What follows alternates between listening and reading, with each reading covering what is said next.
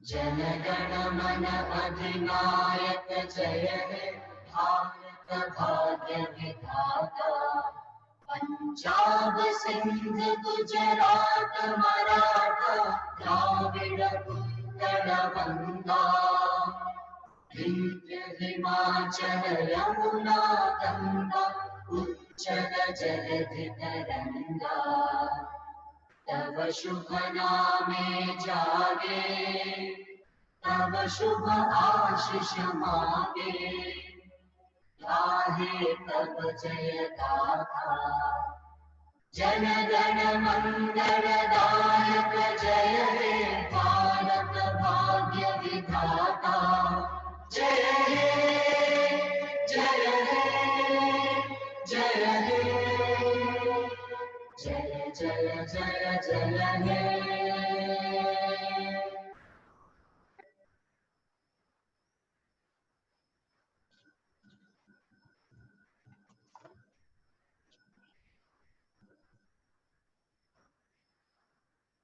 Good morning. आज हमारा session education part पे रहेगा और आज के सेशन में आपको हमारी एक टीम जो हमारे साथ यहाँ नेशनल टीम्स के साथ काम कर रही है, जिसमें कि हॉकी, बॉक्सिंग, रेसलिंग और वुशु, जूडो, उन सब के साथ जो इंटरनेशनली टीम्स के साथ उनको नेशनल टीम्स को मैनेज करते हैं, उन लोगों की पूरी टीम आएगी। उनका इंट्रोडक्शन भी हम आपको साथ साथ देते हैं, लेकिन उससे पहले एक छोटा सा रिक्वेस्ट मैं सभी स्टूडेंट्स से, सभी प्लेयर से करना चाहता हूँ। Recently we have coaches education programme, जिसके अंदर बहुत सारे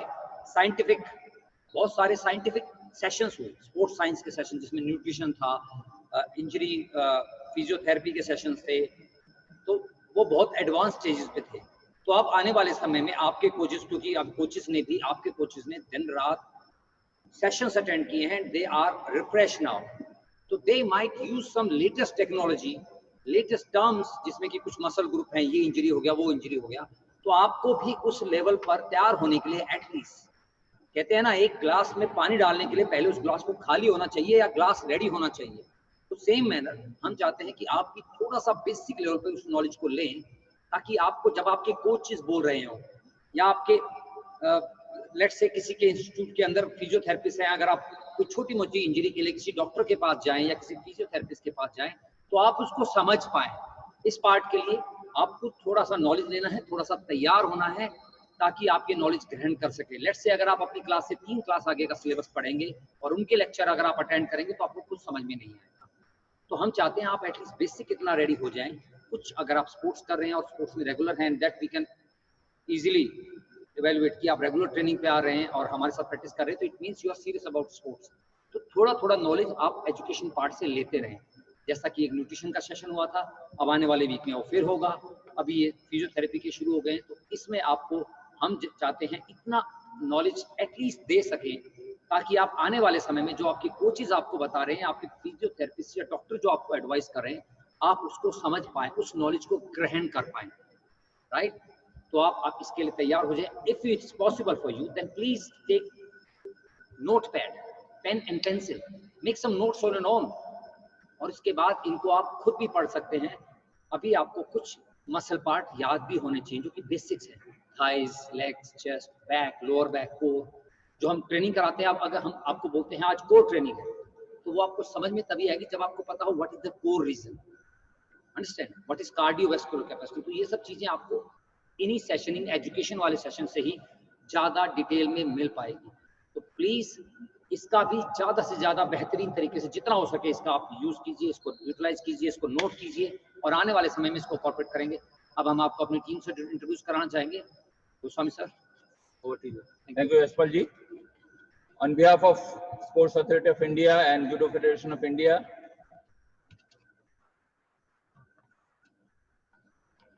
I welcome Dr. Gaurav Mehra. आप क्वालिफाइड फिजियोथेरेपिस्ट है, 10 वर्ष से ज़्यादा आपका भारतीय टीम के साथ एज ए फिजियोथेरेपिस्ट काम करने का अनुभव है।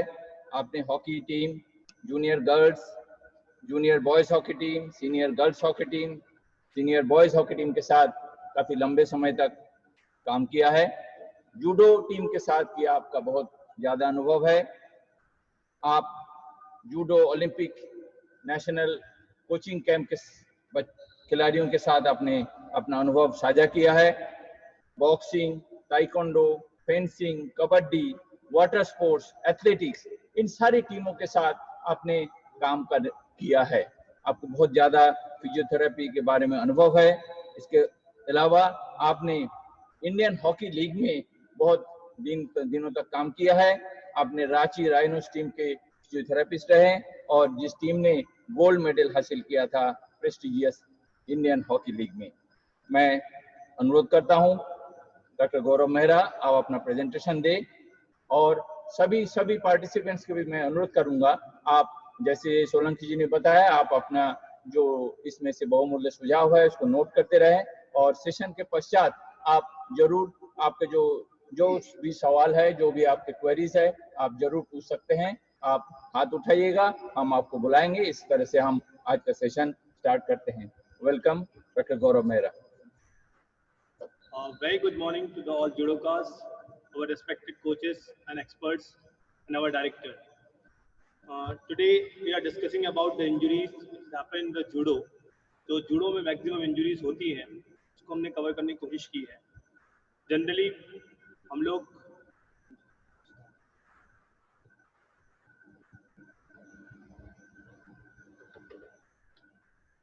हम बहुत रिसर्च पे या बहुत उस पे नहीं जाएंगे। हम नॉर्मल कॉमन इंजरीज और बेसिक इंजरीज पे बात करेंगे। तो let me start our condition.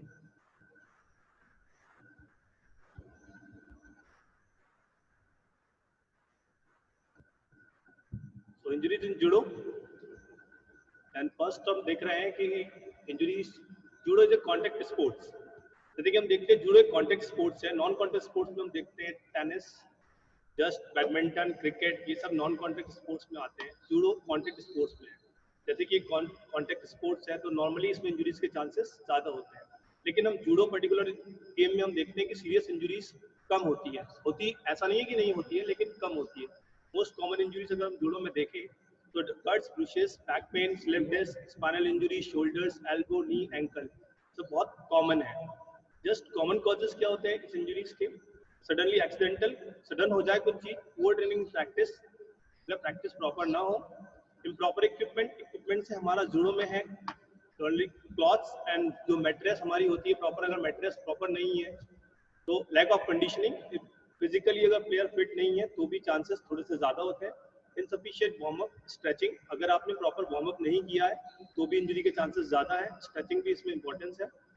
Then हम लोग इसको थोड़ा डिस्ट्रीब्यूशन करते हैं, close injury and open injury. Now close injury क्या होती है? आप देख रहे हैं इसमें बोन ब्रूजेस, इसमें कि जैसे नॉर्मल हम देखते हैं कि नीला पड़ जाता है। कई बार अगर कोई ट्रॉमा हो गया या कोई चोट लग गई, किसी अपोनेंट से हिट हो गया, इसमें एक्सटर्नल ब्लीडिंग नहीं होती, थोड़ा सा इंटरनल ब्लीडिंग होती है जो धीरे धीरे सबसाइड्स हो जाती है। देन हम आते हैं ओपन इंजरी पे। ओपन इंजरीज में हम देख रहे हैं छोटा सा, आप देखिए कट लगा है, दैट इज ओपन इंजरी, जिसमें कि हम लोग को बहुत ज़्यादा ध्यान देने की ज़रूरत है। क्लोज इंजरी में फर्स्ट एड की इंपॉर्टेंस नहीं है, लेकिन ओपन इंजरी में हमेशा फर्स्ट एड की इंपॉर्टेंस बहुत ज़्यादा है, क्योंकि इसमें कई कंडीशन में ब्लड लॉस बहुत तेज़ी से होता है, जिसकी वजह से ऑक्सीजन सप्लाई कम होने की वजह से कई बार पेशेंट बेहोश भी हो जाते हैं। और ये है ओपन इंजरी, जिसके अंदर हमको क्लीनिंग बहुत इंपॉर्टेंट है। इसमें अगर नॉर्मल हम क्लीनिंग सही से ना करें, इसका ध्यान न रखें, तो इट्स वर्स्ट कंडीशन हो जाती है। Then we are condition for heart and soft tissue injury. Heart injuries, heart तो हम देख रहे हैं कि दैट इज बोनी प्रोमिनेंस जो हो जाता है उसको हम हार्ट टिश्यू इंजरी कहते हैं। That is soft tissue injury. Soft tissue injury में हम देख रहे हैं बोन छोड़ के muscles, ligaments, tendons, that all in the soft tissue injury. Then acute injury and chronic injury. What is acute injury? Sudden कोई अपोनेंट हमें रोक दे या सडन हमें प्रैक्टिस करते करते सडन इंजरी हो जाए, that is an acute injury. Chronic injury में हम देखते हैं जब भी हम कोई इंजरी के एक्यूट फेजेस अलग अलग होते हैं, अगर एक्यूट इंजरी को प्रॉपर नहीं किया जाए, सही टाइम पे ट्रीटमेंट और अगर उसकी केयर ना की जाए तो वो क्रॉनिक हो जाती है। क्रॉनिक इंजरीज में हम देखते हैं ओवर यूज इंजरी। सपोज अगर हमारी बायोमैकेनिक्स सही नहीं है या टेक्निक्स प्रॉपर नहीं है, बार बार हमें ट्रॉमा होता है उसी जगह पे, that is over use injury. Now हम लोग जूडो इंजरीज में जाने के पहले हम लोग हमारे जो बॉडी का पार्ट्स हैं, उसमें हम कॉमन इंजरीज क्या क्या होती है जनरली हम पहले थोड़ा सा उसमें जाएंगे, फिर हम जाएंगे नॉर्मली जूडो इंजरीज क्या होती है। सो बॉडी में कॉमन इंजरीज में हम देखते हैं कि bones, articular cartilage, joints, ligament, muscle, tendon, bursa, nerve, skin और एक नॉर्मल कंकशन। देन सबसे पहले हम आते हैं bones. What is bone? Bone होता है हार्ड टिश्यू, जस्ट हमने डिस्कस किया। बोन्स में एक्यूट इंजरी हम देख रहे हैं, फ्रैक्चर्स वेरी कॉमन, आप लोगों ने सुना होगा फ्रैक्चर हो जाता है जनरली। अब फ्रैक्चर को भी हमने देखा है नॉर्मली, इसको हम जो सीधी लाइन में हो रहा है इसको हम सेगमेंटल फ्रैक्चर कहते हैं। इस जनरल रिव्यू है छोटा सा, बहुत ज्यादा डिटेल्स में नहीं जाएंगे। That is spiral oblique fracture, that is spiral fracture and that is comminuted fracture, that is periosteal contusion acute injury. Overuse injury में हम देख रहे हैं स्ट्रेस फ्रैक्चर। स्ट्रेस फ्रैक्चर होता है generally the weakness of the muscles और tightness of the muscle. Stress fracture is very common. अगर हम देखें तो स्पोर्ट्स वाइज स्ट्रेस फ्रैक्चर बहुत अलग अलग है। जैसे एथलेटिक में हम देखते हैं कि shin pain, if shin pain है ग्रेजुअली अगर उसको फिर भी हम लोग यूज कर रहे हैं, कंटिन्यूसली प्लेयर उसी पे स्ट्रेस देता जा रहा है, it's converted in the stress fracture. Normally वैसे ही हम हॉकी और फुटबॉल में देखते हैं जनरली, अगर एडेक्टर टाइट है उसका या इम्प्रॉपर टेक्निक्स है तो उसको कंटिन्यू स्ट्रेस आता है ग्रोइन पे। दे कॉल ऑस्टियाटिस प्यूबिस, जिसमें कि हमारा ग्रोइन जस्ट प्यूबिक में हमारा इन्फ्लेमेशन होता है। Just that is the over injury हम लोग बोन में देख रहे हैं। Now we are going for the articular cartilage. What is articular cartilage? Articular cartilage वो होता है बोन की जो लॉन्ग बोन्स होती है, ऊपर की जो लेयर होती है उसको आर्टिकुलर कार्टिलेज कहते हैं जनरली। देन इसमें एक्यूट इंजरी कौन सी होती है? ऑस्टियोकॉन्ड्रल और कॉन्ड्रल फ्रैक्चर, माइनर ऑस्टियोकॉन्ड्रल इंजरी। ये हमने डायग्राम में बताने की कोशिश की आपको फिगर में। दैट इज ये कार्टिलेज की लेयर जिसमें डीप अंदर की तरफ कार्टिलेज डैमेज हो रहा है। ये that is the superficially surface only, और इसमें हम देख रहे हैं कि अंदर ही कार्टिलेज के साथ साथ बोन में भी ट्रॉमा हुआ है। देन ये कार्टिलेज एक्यूट इंजरी। अगर हम इसमें ओवरयूज में जाए तो कंटिन्यूसली जब हमें कोई भी इसमें ट्रॉमा हो रहा है, कंटिन्यूसली पुअर हमने जनरल डिस्कस किया था ओवर इंजरीज में, जैसे कि हम देख रहे हैं कि कंटिन्यूसली स्ट्रेस पड़ रहा है, that is chondromalacia patella is very common. इसमें हम देखते हैं कि नी जॉइंट में बार बार स्ट्रेस पड़ता है due to the lack of weakness of gluteus, IT band tightness, इसकी वजह से, that is chondromalacia patella. Then joints हम लोग समझ सकते हैं कि जॉइंट 2 बोन्स मिलके या मोर देन 2 बोन्स मिलके एक जॉइंट्स बनाता है। दैट इज एक्यूट इंजरी में हम जॉइंट्स में देखते हैं डिसलोकेशन और सबलक्सेशन। बट इज डिसलोकेशन अपनी जगह से खिसक जाना पूरी तरह से, हम बहुत कॉमन देखते हैं जूडो में, हम आगे डिस्कस करेंगे कि जूडो में कॉमन डिसलोकेशन काय में होते हैं। देन सबलक्सेशन जिसमें बोन्स अपनी जगह से खिसकती तो है लेकिन कहीं ना कहीं उसका अटैचमेंट रहता है। Then overuse injury in joints में हम देखते हैं साइनोवाइटिस। हर जॉइंट में साइनोवियल फ्लूइड होता है, that inflammation of the synovial fluid is called synovitis. That over osteoarthritis is the inflammation in the joints. Generally हमने देखा acute injury जो सडन होता है, ओवर इंजरी जो हमने ओवर इंजरी में डिस्कस कर लिया है कि बार बार ट्रॉमा होने की वजह से, that is over injury, that is acute injury. अब हम देख रहे थे नॉर्मली हमने देखा बोन्स में, अब हमारे लिगामेंट्स में। Ligaments injury is very common in the judo. Then sprain just हम देख रहे हैं लिगामेंट्स में, that is grade 1, grade 2 and grade 3। Grade 1 में आप देखिए थोड़ा सा स्ट्रेच हो रहे हैं फाइबर्स, देन थोड़ा ज्यादा, that is for the complete tear. ये भी बहुत कॉमन है, इसको भी हम आगे स्लाइड्स में देखेंगे कि कैसे लिगामेंट्स इंजरी बहुत ज्यादा क्रॉनिक होती है। देन ओवरयूज इंजरी, लिगामेंट में जब ओवरयूज इंजरी होती है उसको इन्फ्लेमेशन, उसमें इन्फ्लेमेशन के चांसेस होते हैं। सेम ओवरयूज में हमने बात किया है कि नॉर्मली स्ट्रेस पड़ रहा है कंटिन्यूसली लिगामेंट में, दैट इज इसकी वजह से एक इन्फ्लेमेशन हो जाता है, उसको हम इन्फ्लेमेशन इन लिगामेंट कहते हैं। That is muscles is also very common, इसमें होता है। हमने देखा था जो नॉर्मली लिगामेंट में हो रहा था उसको हम स्प्रेन कह रहे थे, जो मसल्स में हम देख रहे हैं जो टीयर हो रहा है उसको स्ट्रेन कह रहे हैं। नॉर्मली मसल्स में हम ग्रेड 1, ग्रेड 2 और ग्रेड 3 देखते हैं। दैट इज ग्रेड 1 छोटा सा टीयर हुआ है, दैट इज ग्रेड 2 थोड़ा ज्यादा, और ग्रेड 3 बहुत ज्यादा। तो इसमें कंजर्वेटिव ट्रीटमेंट हम देखते हैं 2 to 4 वीक्स में प्लेयर कम बैक वापस आ जाता है। इसमें थोड़ा लॉन्ग टाइम लगता है, इसमें depend on the injury, some time we need a surgical opinion, इसके लिए हमें लेना होता है। देन कंट्यूजन, कई बार बोन्स पे ट्रॉमा हो जाता है, चोट लग जाती है, उसको हम कंट्यूजन कहते हैं। Cramp is also very common due to dehydration. ये एक्यूट इंजरी में, मसल में हम एक्यूट इंजरी पढ़ रहे हैं, जिसमें कि हम देख रहे हैं cramp due to the dehydration, potassium deficiency की वजह से भी होता है, प्रॉपर ऑक्सीजन सप्लाई नहीं होने की वजह से क्रैम्प आता है। It's very very common. Generally cramps की हम देखते हैं थाई अपर जो थाई होती है उसमें जो काफ मसल्स होती है उसके अंदर हम क्रैम्प देखते हैं, और जनरली हम लोग हैमस्ट्रिंग में क्रैम्प देखते हैं। एक्यूट कंपार्टमेंट सिंड्रोम सेम, आगे की तरफ कोई भी मसल में टाइटनेस आ जाए, ओवरयूज इंजरी जो एक्यूट कंपार्टमेंट सिंड्रोम था कंटिन्यूसली अगर उसी पे स्ट्रेस पड़ता रहे तो that is chronic compartment syndrome. Delayed onset DOMS it's also very very important. Generally हम देखते हैं कि जब बहुत दिन बाद प्लेयर ग्राउंड पे आता है तो उसको थोड़े से डोम्स हो जाते हैं, मतलब कई जगह हैवीनेस ऑफ द मसल्स और ट्रिगर्स बन जाते हैं। दैट फाइब्रोसिस एक छोटी सी इंजरी है, कंट्यूजन है, अगर हमने उसको प्रॉपर ट्रीटमेंट नहीं किया तो वहाँ पे फाइबर्स जो होते हैं, inflammation of fibres, that is fibrosis. Then we come for the tendon. What is tendon? Tendons क्या होते हैं? जो मसल को बोन से जोड़ते हैं, that is called tendons. हमने लिगामेंट में देखा था जो बोन से बोन को जोड़ रहा था, that is ligament, and that is tendon. That is the difference between ligament and tendon. That's very very important. Acute injury, अगर हम acute injury देखते हैं इसमें तो complete tear और partial tear. That is partial tear. हम देख रहे हैं थोड़े से फाइबर्स टूटे हैं, और that is complete tear. Complete tear में इसमें मैक्सिमम केसेस में हमें सर्जिकल ओपिनियन पे जाना होता है। दैट ओवरयूज इंजरी टेंडन में भी बहुत कॉमन है, रनिंग नॉर्मली जूडो प्लेयर भी रनिंग करते ही है, तो normally tendinopathy that is tenosynovitis, Achilles tendinitis बहुत कॉमन है टेंडन इंजरीज में। बर्सास क्या होते हैं? That is the tendons and bones के बीच में जो सैक लाइक स्ट्रक्चर होता है, एक जेल टाइप का बना होता है, जो कि नॉर्मली शॉक एब्जॉर्बर को भी काम करता है, फ्रिक्शंस भी बचाता है हमारे, उसको हम बर्सा कहते हैं। एक्यूट बर्साइटिस नॉर्मली हमने डिस्कशन ऑलरेडी किया है, एक्यूट में सडनली कुछ हो जाए, चोट लग जाए डायरेक्ट बर्सा पे, that is traumatic bursitis. Overuse bursitis generally हम कोई फिर उसी लिगामेंट पे या जॉइंट्स पे स्ट्रेस दे रहे हैं तो वो इन्फ्लेमेशन हमारे बर्सा तक जाएगा, that is overuse bursitis.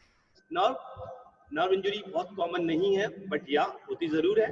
Generally अगर सर के बल प्लेयर गिर जाए या चोट लग जाए सडनली उसको सर्वाइकल की तरफ, या फिर एल्बो में कई बार हम देखते हैं elbow subluxation dislocation is very common, तो इसमें भी नर्व इंजरी के चांसेस ज्यादा है। Entrapment, minor injury and adverse neural tension, ये भी ओवरयूज इंजरी के नर्व में ओवरयूज इंजरी होती है। स्किन बहुत कॉमन है जूडो में, स्किन में हम देखते हैं जनरली लैसरेशन जो थोड़ा सा डीप होता है, एब्रेजन जो कि सिर्फ सुपरफिशियल लेयर होती है, puncture wounds normally overuse injury. That is overuse injury में ब्लस्टर, छाले हो जाना और एक कैलस फॉर्मेशन हो जाना। जनरली हम देखते हैं बहुत सारे जूडो प्लेयर्स को मैट्रेस जो होती है उस पर रिपल्शन की वजह से थोड़ा से हमें ये कैलस देखने को मिलता है, और कई बार एब्रेशन जो कि हम लोग को नॉर्मली जूडो प्लेयर्स में देखने को मिलता है। कंकशन बहुत रेयर मिलता है, लेकिन मिलता है। कंकशन के कॉजेस क्या क्या है? फेंटिंग, अनकॉन्शियसनेस, जनरली हेड पे थोड़ा सा ट्रॉमा होने की वजह से, या सडनली जब प्लेयर ग्राउंड पे हिट करता है उसका हेड, तब उसको अनकॉन्शियसनेस होता है, उसको हम कंकशन कहते हैं। और उसके अंदर हम लोग कॉमन कॉजेज देते हैं, जनरली वो बेहोश हो जाए, उसको सर पे चोट लग जाए, इस पे चोट लगने से कई बार प्लेयर को हार्ट अटैक या स्ट्रोक के चांसेस भी होते हैं, अस्फेक्सिया मतलब ब्रीथलेसनेस होने लगती है, कई बार वो शॉक में भी चला जाता है। Now the causes of sports injury. Normal causes क्या होते हैं इंजरीज के? अभी हम लोगों ने ऑलरेडी देखा जो इंटरनल पार्ट्स थे हमारे बॉडी के, उसके अंदर कहाँ कहाँ क्या क्या चोट लगती है और किस वजह से वो इंजर्ड हो सकते हैं। देन अब हम देख रहे हैं नॉर्मली, अभी हमने पार्ट्स की बात की थी, अब जनरली हमारे बॉडी में ट्रॉमा की वजह से सडन चोट लग जाए, एंडोजिनस कॉज, एंडोजिनस कॉज को इंटरनल ऑर्गन्स अगर हमारा प्रॉब्लम है, सपोज हमें एसिडिटी है और फिर भी हम जा रहे हैं, डिहाइड्रेशन है, उसके बाद भी हम ग्राउंड पर जा रहे हैं, associated factor lack of knowledge, अगर हमें ग्राउंड में प्रॉपर नॉलेज नहीं है जूडो का, कई बार हम देखते हैं जनरली जब प्लेयर स्टार्ट करता है उसको प्रॉपर जूडो के बारे में पता नहीं होता और वो आते से प्रैक्टिस करना शुरू हो जाते हैं, तो नॉर्मली बात है चांसेस इंजरी के कॉजेस, वो एक वन ऑफ द कॉज है। अनसाइंटिफिक ट्रेनिंग, अगर आपको प्रॉपर ट्रेनिंग नहीं है, अनसाइंटिफिकली का हमारा सेंस है कि आपको पता होना चाहिए कि को वार्म अप कब करना है, स्ट्रेचिंग कब करनी है, कूल डाउन कब करना है, that is the scientific training. Inadequate equipment, same हम लोगों ने ऑलरेडी डिस्कस किया है इनएडुकेट इक्विपमेंट पे। Carelessness, it's very very important. कई बार हम ग्राउंड पे प्लेयरों को देखते हैं कि वो केयरलेस रहते हैं अपने नॉर्मली ट्रेनिंग के दौरान, अगर कोचेस कुछ बता रहे हैं तो उनका ध्यान नहीं होता जनरली, और वो केयरलेसनेस की वजह से इंजरी बढ़ जाती है या हो जाती है। ओवर ट्रेनिंग भी बहुत इंपॉर्टेंट है। ओवर ट्रेनिंग में हम देखते हैं कि जनरली प्लेयर्स, कई बार कोचेस अपना साइंटिफिकली प्लान करते हैं कि हमें 2 घंटे ट्रेनिंग करानी है, हमें इतनी देर जिम करानी है, लेकिन हमारा प्लेयर उसके बाद भी उस कोचिंग से सेटिस्फाई नहीं होता, so generally they go for the over training, वो अपनी और ट्रेनिंग एक्स्ट्रा करता है बिना कोचेस को बताए भी। That is also one of the cause. Muscle imbalance हम देखते हैं कई बार कुछ प्लेयर जो होते हैं सिर्फ आगे थाई की आगे की मसल्स पे काम करते हैं, कई बार प्लेयर होते हैं जो थाई के पीछे की मसल्स पे काम करते हैं, कई बार कुछ प्लेयर्स होते हैं अपनी बाइसेप बनाने के लिए काम करते हैं। तो अगर आपकी थाई की आगे की मसल्स ज्यादा स्ट्रांग रहेगी, पीछे की नहीं रहेगी, तो इंजरी के चांसेस रहेंगे। और नॉर्मली बाइसेप्स अगर स्ट्रांग है, आपकी ट्राइसेप्स स्ट्रांग नहीं है, तो भी आपके इंजरी के चांसेस ज्यादा रहेंगे। पास्ट इंजरी, अगर आपको पहले कोई इंजरी है और आपने प्रॉपर रिहैब नहीं किया है and you come on the ground, उसमें भी चांसेस होते हैं। Lack of fitness, you are very physically fit, अगर आपको ग्राउंड पे आना है तो आपको फिजिकली फिट होना बहुत जरूरी है आपको प्रैक्टिस करने के लिए, इसलिए हम कंडीशनिंग की प्लानिंग करते हैं। प्रॉपर फुटवेयर का बहुत इंपॉर्टेंट रोल है। नॉर्मली अलग अलग प्लेयर को जरूरी नहीं है कि एक ही शूज पूरे सबको सूट करे, किसी को नाइकी का शूज प्रॉपर होता है, किसी को एडिडास का सूट करता है। कई बार फुटवेयर की वजह से हम बहुत इंजरीज देखते हैं। जनरली अगर शूज खराब हो जाते हैं तब प्लेयर को इंजरी होने के चांसेस हैं।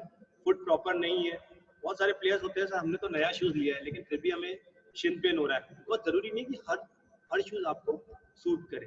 तो नॉर्मली आपको फुटवेयर पे बहुत इंपॉर्टेंस है। अगर आपके एंकल में चोट लग रही है या बैक पेन हो रहा है तो आपको ध्यान देना है कि फुटवेयर बहुत इंपॉर्टेंट है और उसमें कुशन होना भी बहुत जरूरी है, क्योंकि कई बार हम देखते हैं शूज जो होता है हार्ड हो जाता है जिसकी वजह से पेन, नॉर्मली एंकल स्प्रेन या शिन पेन फुटवेयर की वजह से बहुत कॉमन है। अब आते हैं हम मेनली हमारा जो टॉपिक है common injuries in judo. That ankle sprain very common, knee injuries, shoulder injuries we already discuss, then finger injuries ये भी बहुत कॉमन है जूडो। एंकल स्प्रेन हमने ऑलरेडी अभी डिस्कस किया था कि लिगामेंट में हम देखते हैं ग्रेड 1, ग्रेड 2, ग्रेड 3 इंजरीज होता है। आप ये देख रहे हैं अंदर की तरफ, ये आपकी टेक्निक्स है। इस टेक्निक में हम देख रहे हैं जनरली ये एंकल स्प्रेन के चांसेस बहुत ज्यादा होते हैं। तो आपको यहाँ पे दैट इज अंदर की तरफ जब मुड़ रहा है पैर, दैट इज इन्वर्जन, उसको हम इन्वर्जन कहते हैं। तो आपको इन्वर्जन जब होगा तो आपको बाहर की तरफ जो बाहर के लिगामेंट को स्ट्रेस होने के चांसेस। जब आप हाई एंकल स्प्रेन मतलब ऊपर से अगर आपको ट्रॉमा हो रहा है, आप जंप करके लैंड कर रहे हो, सम टाइम ये जो लिगामेंट्स है यहाँ पे टियर हो सकता है। देन इन्वर्जन जब पैर बाहर की तरफ जा रहा है तो हमें अंदर की तरफ चांसेस है इवर्जन में, जिसको हम इवर्जन कहते हैं। अंदर की तरफ जो लिगामेंट्स है that is not common but या होता जरूर है, लिगामेंट में इंजरी होने के चांसेस ज्यादा है। अब हम देखते हैं कि हम इससे बच कैसे सकते हैं। अब नॉर्मली हमें लिगामेंट अगर एंकल स्प्रेन होना नहीं चाहिए तो उसके लिए हमें प्रॉपर स्ट्रेंथनिंग होनी चाहिए, हमारी कोर स्ट्रेंथनिंग, हमारी थाई प्रॉपर स्ट्रेंथ होना चाहिए, हमारा नॉर्मली एंकल स्ट्रेंथ होना चाहिए। प्रोप्रियोसेप्शन एक्सरसाइज हम कहते हैं, वन लेग होल्डिंग। जस्ट अगर हमें एक पैर पे खड़े रह के हम ये बैलेंस अच्छे से कर पा रहे हैं 1 मिनट पे, तो दैट इज प्रोप्रियोसेप्शन एक्सरसाइजेस। इसमें हम देखते हैं कि एंकल स्ट्रेन बहुत कम होता है। ऐसा नहीं है कि हो नहीं सकता, ट्रॉमेटिक इंजरीज तो होनी ही है लेकिन काफी कम चांसेस होते हैं। देन एंकल सपोर्ट, जब एंकल इंजरी हो जाती है वी विल डिस्कस कि एंकल इंजरी में करना क्या होता है। लेकिन अभी हम देख रहे हैं कि एंकल इंजरी में अगर एंकल इंजरी हो गई है तो सपोर्ट हम क्या क्या ले सकते हैं। That is ankle brace, that is ankle binder, जिसको हम एंकल बाइंडर कहते हैं। ये मैक्सिमम यूज होता है। कभी भी आपको इंजरी हो जाए तो वो रिकरेंस ना हो या फिर से और उस पर चोट ना लगे, इसलिए हम ये सपोर्ट यूज करते हैं। Knee injury, that's very common in this step. बहुत कॉमन देखते हैं हम नी इंजरी में एसीएल इंजरी। एसीएल इंजरी और meniscus injury is very common in the judo players. ये हमने एक छोटा सा फिगर बताया है, ये नॉर्मली एक्सरे का आपको बताने की कोशिश की कि एक्सरे में लिगामेंट नहीं दिख रहा है, इसका मतलब ये कंप्लीट टियर हो चुका है। दैट इज द नॉर्मली, फिर ये हमने 3D एनिमेशन की तरह आपको बताया है, ये होता है एसीएल लिगामेंट, जो बहुत ज्यादा चांसेस होते हैं इंजरी होने। जस्ट यहाँ पे ये जो आप देख रहे हैं यहाँ पे मेनिस्कस होता है जो कि कुशन का काम करता है, शॉक अब्जॉर्बर का काम करता है, इसमें भी चांसेस बहुत ज्यादा होते हैं। एसीएल इंजरी नॉर्मली हम जूडो प्लेयर में बहुत कॉमन देखते हैं। इसका एक और फिगर बताने की कोशिश की है, दैट इज नॉर्मल, इसी में कंप्लीट टियर नहीं हुआ है और ये कंप्लीट टियर है। कई बार एसीएल इंजरी में वो नॉर्मली कार्टिलेज जो हमने देखा था ऑस्टियोकॉन्ड्रल, यहाँ से बोन तक इसमें निकल गई है, that is the ACL injury. Knee support, ACL injury में हम क्या क्या सपोर्ट देते हैं। नॉर्मली ये एंकल हम नी सपोर्ट पूरा यूज करते हैं, that is the hinge knee cap. After operation बहुत प्लेयर्स इसको यूज करते हैं। शोल्डर इंजरी, अब ये स्टेप में हम देख रहे हैं कि शोल्डर इंजरीज भी आपकी जूडो में बहुत कॉमन है। जस्ट सी दैट अपोनेंट उसको स्ट्रेच कर रहा है, इस समय शोल्डर इंजरी के चांसेस बहुत ज़्यादा है। शोल्डर इंजरी में बहुत कॉमन है सुप्रास्पाइनस टेंडन। जस्ट ये टेंडन देखिए पूरी तरह से इसमें surgical treatment is required, some time not, but maximum ही हमें सर्जिकल इंटरवेंशन पे जाना होता है। हमने जस्ट बात की थी बोन के अंदर डिसलोकेशन की, तो जूडो में हम देखते हैं शोल्डर इंजरी बहुत कॉमन है और इसमें डिसलोकेशन बहुत ही फ्रिक्वेंटली हम देखते हैं। जब भी हम लोग कॉम्पिटिशन या नॉर्मली प्रैक्टिस में देखते हैं बहुत ज़्यादा कॉमन, ये नॉर्मल एनाटॉमी देख रहे हैं शोल्डर की, इसमें हम देख रहे हैं एंटीरियर डिसलोकेशन, मतलब जो हेड ऑफ द ह्यूमरस है ये आगे की तरफ आ गया है और ये वहीं पे है। सेम हम देख रहे हैं इसमें जो है पोस्टीरियर डिसलोकेशन, ये पीछे की तरफ चला गया। एक और इंफीरियर डिसलोकेशन होता है जिसमें कि शोल्डर का जो हेड ऑफ ह्यूमरस है वो नीचे की तरफ आता है, that is the dislocation of the joints. We already discuss, हमने बात की थी कि डिसलोकेशन और सबलक्सेशन, कई बार हम सबलक्सेशन भी देखते हैं शोल्डर जॉइंट्स में। और नॉर्मली हमने ये पहले देखा था कि जनरली ये ट्रॉमा जब फॉल होता है घुटनों के बल पे, अपने शोल्डर के बल पे कोई प्लेयर अगर गिर जाए तो उसमें चांसेस ज़्यादा होते हैं, या आप लोग जो ये टेक्निक यूज़ करते हैं उसमें भी शोल्डर इंजरी के चांसेस बहुत ज़्यादा है। Shoulder brace we are using frequently that. Then lower back pain भी बहुत कॉमन है शोल्डर इंजरी में। हम आगे डिस्कशन करेंगे कि इसमें कैसे बचाया जा सकता है। कंटिन्यूसली प्रैक्टिस सेशन में हम लोग देखते हैं प्लेयर को लिफ्ट करते हैं, नॉर्मली प्लेयर्स तो जनरली लिफ्ट करके उसको गिराने की कोशिश करते हैं। जो आप थ्रोइंग प्रैक्टिस करते हैं उसके अंदर बैक पे कंटिन्यूसली बार बार स्ट्रेस पड़ता है, जिसकी वजह से back pain is very very common. Neck and back injury, और जनरली हम नेक देखते हैं, जनरली जो प्लेयर होता है फॉल करता है हेड पे कई बार, उसकी वजह से उसकी ट्रेपेजियस, ये ट्रेपेजियस मसल है जिसमें कि हम देख रहे हैं कि यहाँ पे सबसे ज़्यादा स्टिफनेस बच्चों को, जूडो प्लेयर्स को जनरली स्टिफनेस और नॉर्मली इसमें ट्रॉमा के चांसेस बहुत ज़्यादा होते हैं। इसलिए हम लोग कोशिश करते हैं कि इसकी स्ट्रेंथनिंग, ट्रेपेजियस की स्ट्रेंथनिंग, और नॉर्मली इसको स्ट्रेच किया जाए, स्ट्रेंथनिंग किया जाए ट्रेपेजियस का, क्योंकि बहुत कॉमन है। Next is back pain. Back pain is very very common और इसमें हम बहुत सारे प्लेयर्स को देखते हैं बहुत सफरिंग, बहुत ज़्यादा सफ़र करते हैं। तो उन लोग को रहता है कि हम लोग को बैक पेन है तो हमारा कैरियर खत्म तो नहीं हो जाएगा, या हम कितने दिन में खेल पाएंगे, बहुत इन लोग के कॉजेज होते हैं। तो जनरली उन लोग के लिए बताते हैं कि नॉर्मल डिस्क, ये हमने नॉर्मली डायग्राम में बताने की कोशिश की है, दैट इज इसकी लेंथ देखिए, इसकी विड्थ देखिए, स्पाइन से बिल्कुल सेम सिमेट्री है, दैट इज नॉर्मल डिस्क। थोड़ा सा डिजेनरेटिव चेंजेस कई बार हमारे प्लेयर्स में आता है, that is normally that disc changes. Bulging disc, कई बार डिस्क बल्ज हो जाता है, थोड़ा सा बाहर निकल जाना, that is bulging disc. Herniated disc, कई बार हम सडनली वेट लिफ्ट कर ले या सडनली थ्रो करें, एकदम से बैक में स्टक हो जाए और ये बाहर निकल जाए, इसको हर्निएटेड डिस्क कहते हैं। थिनिंग ऑफ द डिस्क, ये एकदम आप देख रहे हैं इसमें, ये देखिए ये जो है इसमें डिस्क की विड्थ और लेंथ देखिए, और इसमें विड्थ और लेंथ हम देख रहे हैं, that is thinning of the disc. और दैट इज द डीजनरेशन, बार बार ओवर यूजेस करने से, हमने ओवर यूज इंजरी देखा था, डीजनरेशन ऑस्टियोफाइट, सब छोटे छोटे सेल्स बोन्स के फाउंड हो जाते हैं, that is osteophytes formation. Then finger injuries बहुत कॉमन है जूडो में।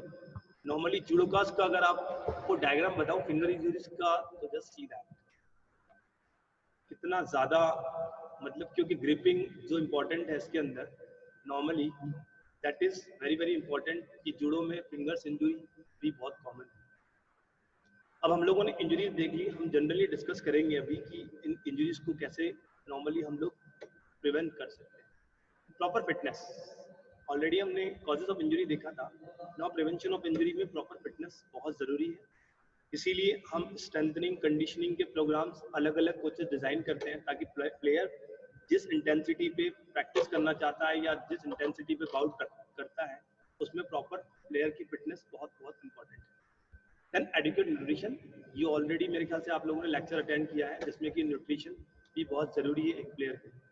Warm up, proper warm up, जब भी हम गेम, कई बार हम लोग देखते हैं कि प्लेयर प्रैक्टिस में लेट हो गया है किसी कारणवश, तो वो आता है और जनरली ट्रेनिंग स्टार्ट करता है।